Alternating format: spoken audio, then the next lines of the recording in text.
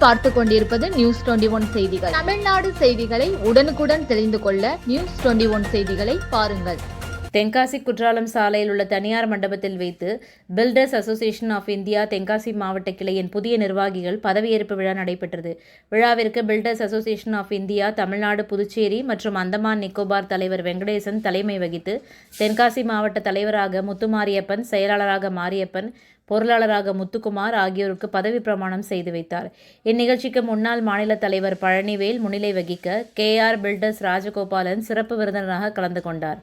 நிகழ்ச்சியில் முன்னாள் தலைவர் சுல்தான் சையத் இப்ராஹிம், செயலாளர் வேலுச்சாமி, பொருளாளர் மாரிமுத்து, சார்டர் சேர்மன் தில்லை நடராஜன், முன்னாள் சேர்மன் மாரிமுத்து, டிடிசிபி ஹாகா கமிட்டியின் இணைத் தலைவர் செல்வகணபதி, தென்காசி மாவட்ட சிவில் இன்ஜினியர் அசோசியேஷன் தலைவர் பாலசுப்ரமணியன், அரவிந்த் யோகாலயம் பாலசுப்ரமணியன், பாவூர்சத்திரம் ஸ்பாட்டன் ஜிம் உரிமையாளர் ரவி மற்றும் கன்னியாகுமரி, தூத்துக்குடி, திருநெல்வேலி மாவட்ட நிர்வாகிகள் மற்றும் உறுப்பினர்கள் கலந்து கொண்டனர். நியூஸ் 21 செய்திகளுக்காக செய்தியாளர் கோதர்ஷா.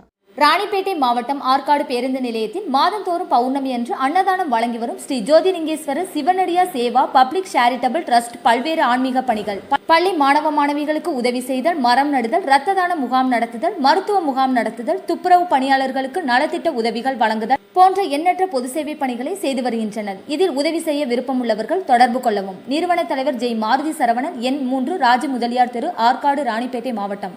மேலும் விவரங்களுக்கு 9040405952 809818 என்ற எண்ணை தொடர்பு கொள்ளவும்.